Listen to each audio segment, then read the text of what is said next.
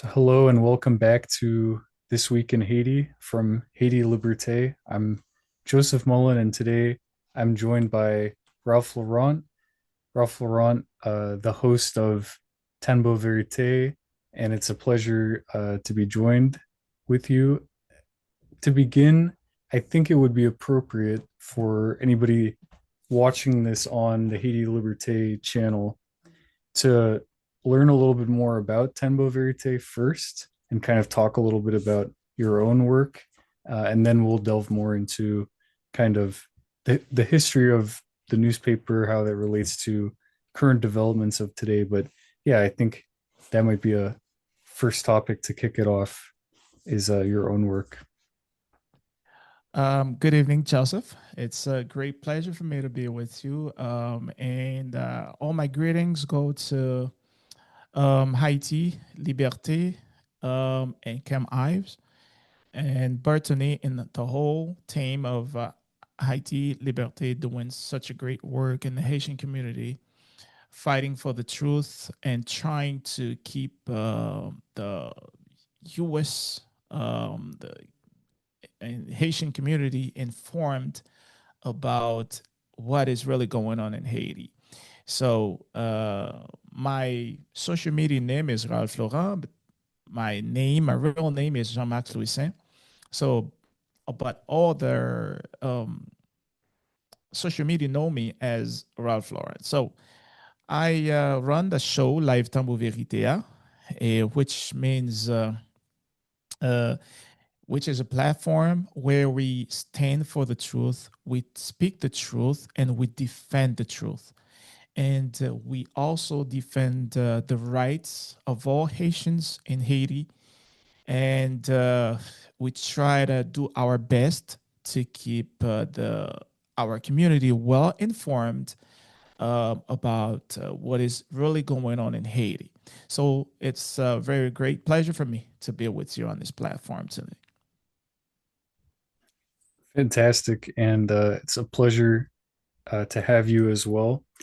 And as we were kind of discussing a little bit before we started recording, we're going to talk a little bit about the archive. So, this archival work that I've been doing over the past year or so, kind of digging into the archive of Haiti Liberté, all the volume one copies that we have. We have a whole, actually, can show a little bit, a whole cabinet full of archival material from volume one, volume four. I mean, up to volume two or three, I think, is already on our website. It's available for subscribers of the paper to go on the WordPress website, and then they can check out the digitized PDF archive. But this archive of volume one so far has not been digitized and put on our website. So it's kind of been something I've been working on, turning these into PDFs and then putting them up. They're not finished yet. I'm still undergoing the process of putting them into PDFs and then putting them on the WordPress website. But suffice it to say, I'm on the latter part of volume one. Then we'll do all of volume two, all 52 issues of volume two. And for our conversation today and for this podcast episode, I brought audio listeners. When this is on audio on like Spotify, may not be able to see this, so I'll make the video recording as well will be available on YouTube. But yeah, can see this old copy of the paper. This one that I brought to talk about a specific article is volume number one, number 38, from the 9th to 15th of April 2008. So can do the math. That's 17 years ago. Very, very old. I mean, some things change and some things stay the same, obviously, and history repeats itself. Um, versus tragedy, etc. But this one that I've brought has an article in it, page 9. Just turn over to there. and it's a review, actually a book review of a book that was published, and I think there was a like a reading or discussion of it here at the office here in Brooklyn. And there's also been a couple articles about this book. And the book is Damming the Flood, Haiti, Aristide, and the Politics of Containment by Peter Hallward, who is a professor of philosophy from the UK.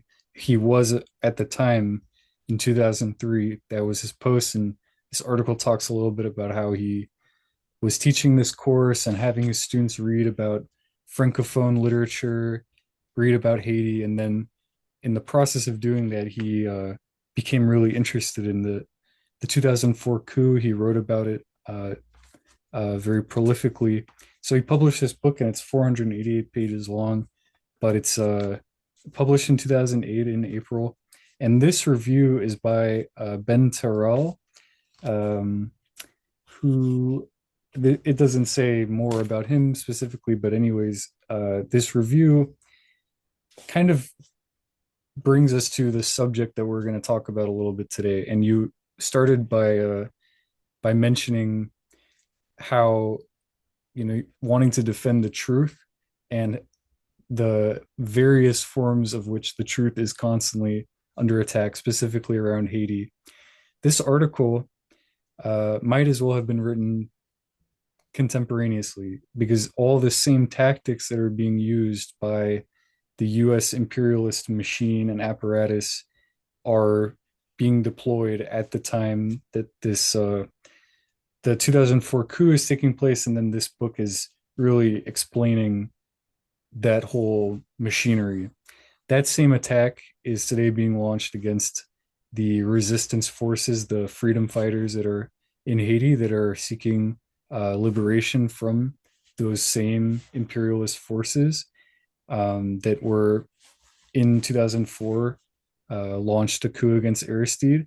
And the book, this review as well, which is really good, we'll talk a little bit about Aristide's failures compared to today. We have a very different form of resistance and approach to liberation. But irrespective of that, the tactics that were utilized are almost exactly the same litany of tactics, such as having the aid apparatus, USAID, NGOs, the humanitarian industrial complex swooping in and distorting the truth. There's a very interesting section of this article where it talks about how the CIA trained, for example, Toto Constant and other death squad, Makut, repressive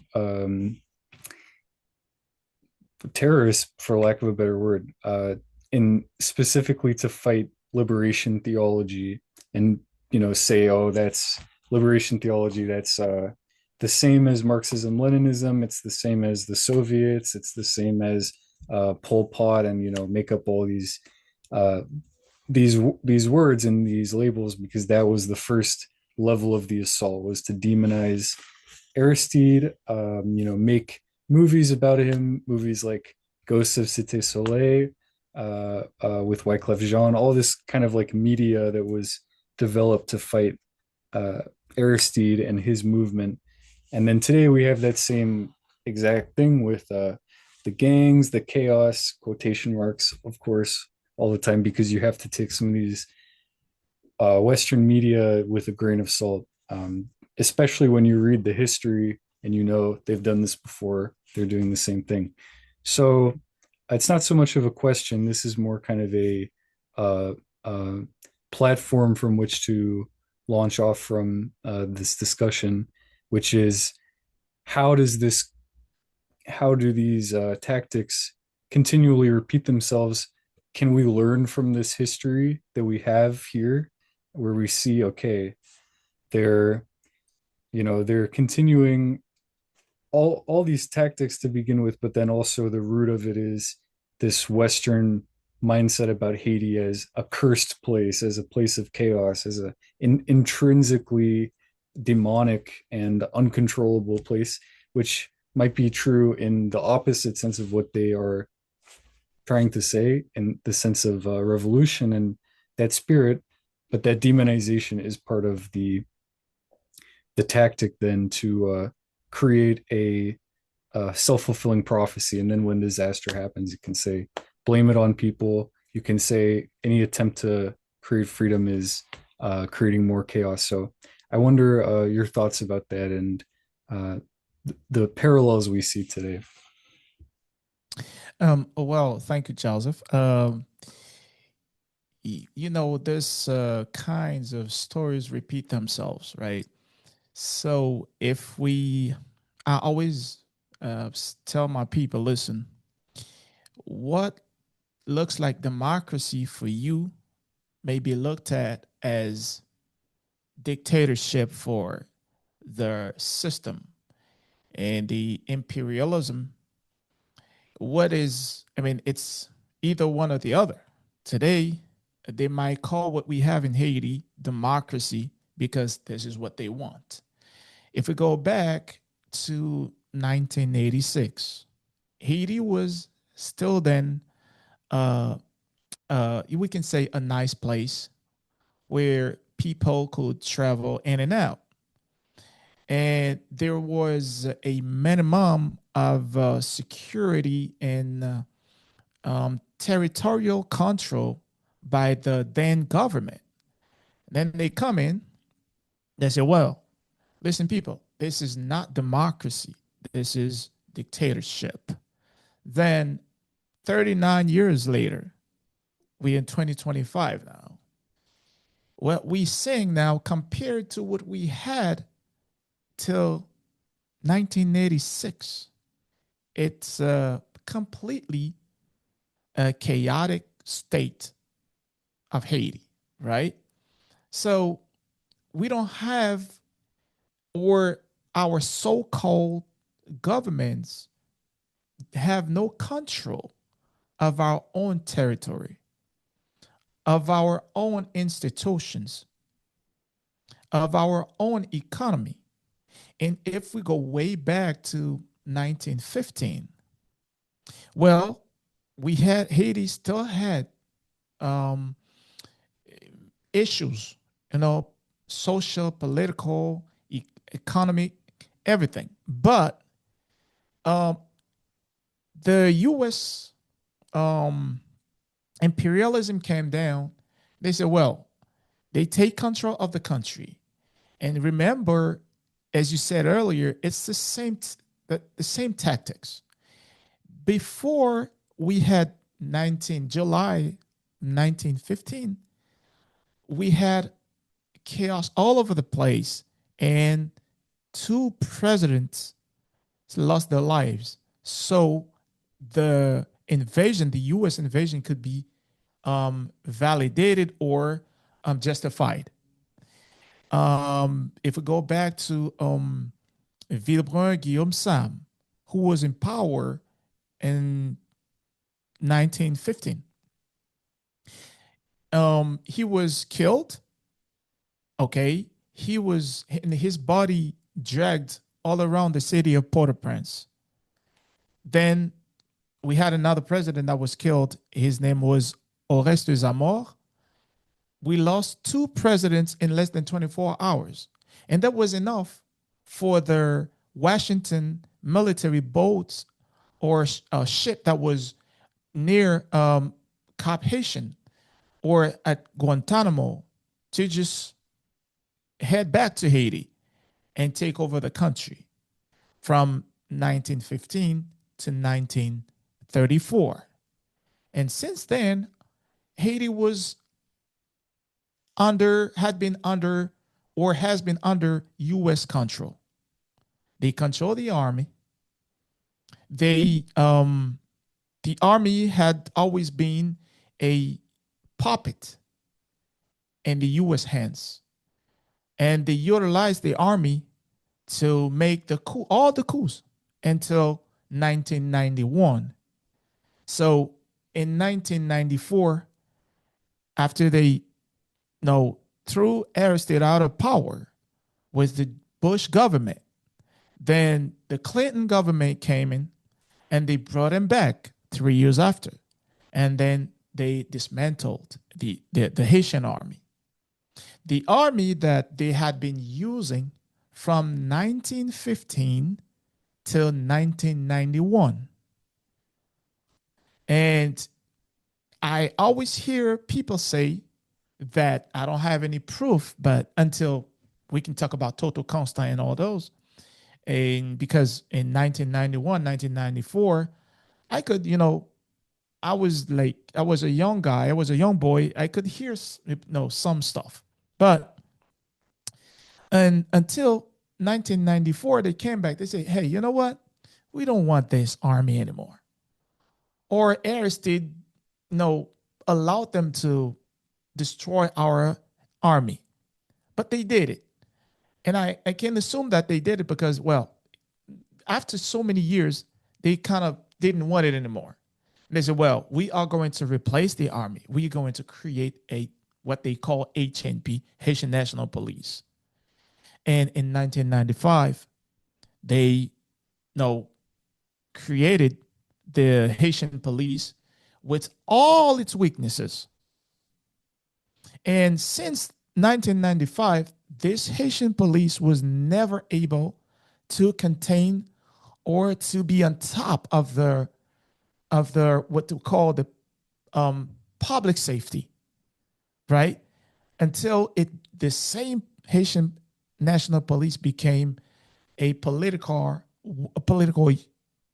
tool for politicians to use whichever they want. So nothing had ever changed. It is the same tactics. Now, you mentioned the so-called aid, the NGOs like USAID, the National what they call the National Endowment for Democracy, Yeah. and all those tools, right? They use them to control everything in Haiti, our institutions, the media, the so-called human rights organizations, and all that. So they are all puppet tools used by the U.S. Um, governments and allies to um, control Haiti. So recently we had a president in power. So they said, well, this is not democracy. They accused them of massacres, corruption, and everything. They got rid of him. He was killed. He was assassinated in his own house, home, presidential house, home, whatever you call it. So that happened 4 years ago. Where are we now? Now they got rid of him and they put in power some kind of puppets, illegal, Mm-hmm. unconstitutional, unpopular. I mean, those people are not supposed to be in power, but they are, and they are. You can see it. It's obvious. It's public. Everybody can see it. They are well protected by the so-called international community. Why? Because, as I said earlier, what is democracy for you can be dictatorship for them, depends on where their interests are, depends on what is their interests. So this is the situation Haiti finds itself in today, and we don't know where it's going so far because it's total chaos in Haiti, institutional chaos, social chaos, economic chaos. It's all chaos. But that's what they want. This is the way they want it. Haiti has to be in the experimental land Yeah. for these kinds of um I don't know how to call it, but they want Haiti to be the way it is.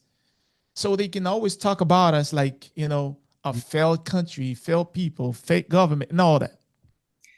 Well, I think that and part of the perspective um, with Haiti Liberté and the connection to uh, having that kind of global perspective, both in Haiti, in the diaspora, in Africa, and then having, I mean, by doing this archival work as well, all the uh, Travail Le Monde, the global reporting, because it is a Haitian newspaper, but it's also uh, a global newspaper, and it's interested in global events and global information.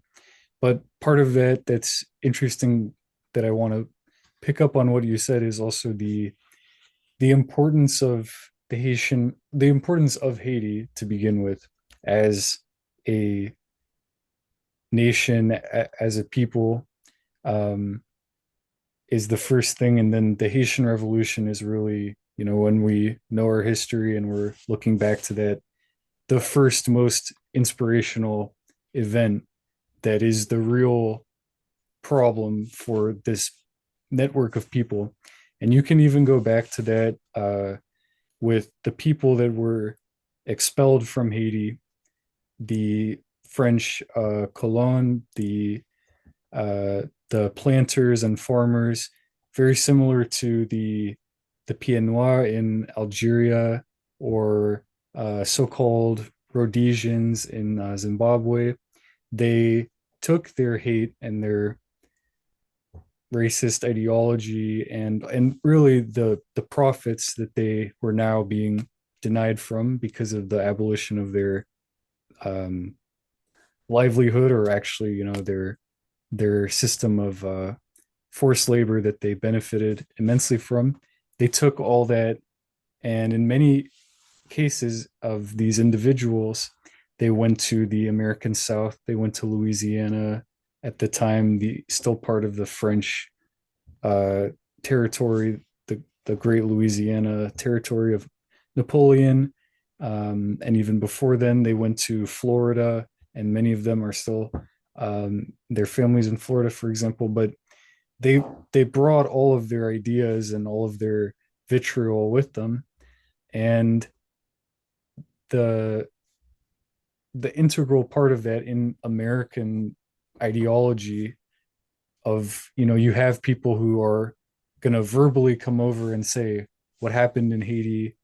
We had, oh, Dessalines, he was massacring people, and uh, we can't let this happen. And I think that fear mongering is what then at the time was used to quell all of the uprisings of Nat Turner and Denmark Vesey and other enslaved people who were using Haiti as really a banner for freedom.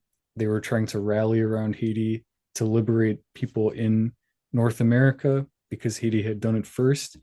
And that, ever since then has been, no, you cannot do this. It's unacceptable to follow that sort of shining star. Um, so, and I think part of the reason to connect to that came across my mind was that in the Haitian Constitution, we've talked about this on a couple of podcasts, and Kim has talked about it at the UN with respect to the principle in the Haitian Constitution that no foreign troops can be on Haitian soil. No other country can intervene in Haiti's sovereignty. And I think many countries kind of ideologically or idealistically will say that, and America may say that, but at the same time, they're not really trying to defend some core thing. And even with it's even, for example, say the American Revolution and the Haitian Revolution, where the two same types of revolution is really kind of a false equivalence. And I think that then having in the Haitian Constitution the idea that anybody who is against slavery and anybody who wants to promote liberation and promote internationalism can be a Haitian citizen. That kind of that idea is so revolutionary that it has to be stomped out. And American imperialism, really, honestly, one of its main focuses that people may not think about is that Haiti has been this example of liberty, and it has to be quelled at all costs. There is an indemnity levied against Haiti that has to be unjustly come and expropriated and stolen away, all the gold. So yeah, just putting kind of those thoughts out there, and I think to relate especially to the media work that's being done, having podcasts, having interviews, particularly with Jimmy Cherizier and other leaders of the revolutionary movement, is to kind of remind people that you hear all this media discourse in the mainstream media in America, and it's not just, oh, that's the one media, this the other one. That is the most well-funded media apparatus. It's on most TVs throughout America. People are watching it. People hear it on the radio while they're at work, or in their free time eating dinner with their family, and they're hearing, oh, what's going on in Haiti. And I grew up in South Florida, so for me, I remember well when I heard about Jovenel Moise being assassinated, as you also mentioned, and the rhetoric of the news media down there, especially being close to Haiti, close to the Caribbean, is just immensely, all this propaganda and all this discourse, and it is trying to make people think really that, yeah, just that core thing, which is that Haiti has been rogue, is rogue, and this is unacceptable, and that if only this country were to come back into the America's idea of what democracy is, as mentioned, then everything would be fixed, and that would mean another imposition of foreign rule. So kind of could talk about the need to utilize media and utilize technology to make this kind of to reveal the truth, as you were saying. Yes, it's not a secret for anybody in the world to remember that after 1804, um, America, which is the closest country to Haiti, which is our closest neighbor, right, never recognized the freedom of Haiti. The the idea of global liberation, promoted by Haiti. We did it, and we didn't just do it. We promoted it, and we went around the world to to expand, to extend the example.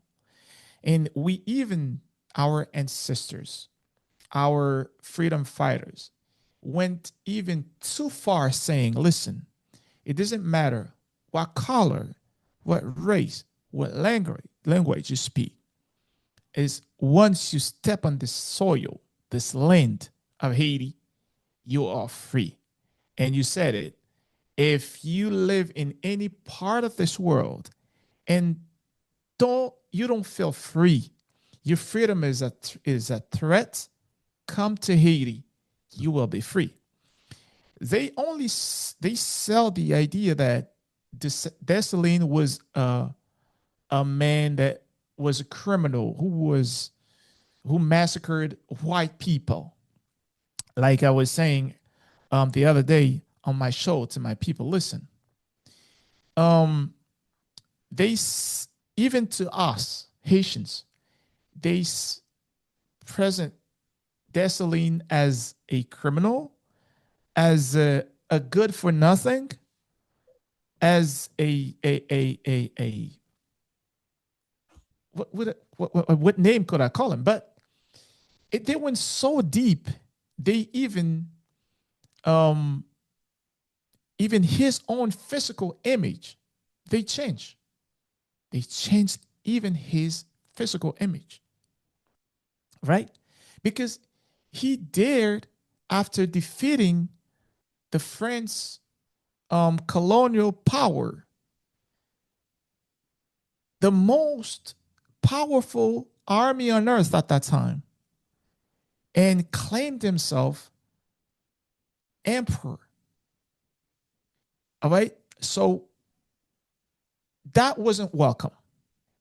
Just the idea of freeing the whole world, the idea of freedom for all, it doesn't matter which race, color, language. I mean, that wasn't acceptable. And it goes on and on. And as you mentioned earlier, our Constitution is against that practice. You know, foreign military, foreign armies, foreign countries coming, stepping, and, you know, take over our country, invade our country. It's against, I mean, our Constitution is clear about that from Dessalines till now, but they've been doing the opposite. So it's like over 220 years later, we're still paying. We're still being punished for what our ancestors have done. It's like, well, if they only liberated Haiti and didn't go to Venezuela, didn't go to Bolivia, didn't go to Africa, well, they could forgive us, but we went too far, right? We went too far. So, well, I think it is time for our people to understand, to stand up, to open their eyes and decide what's best for our country.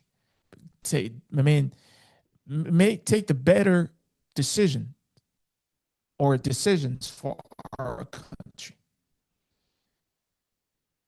It is in our hands to do something.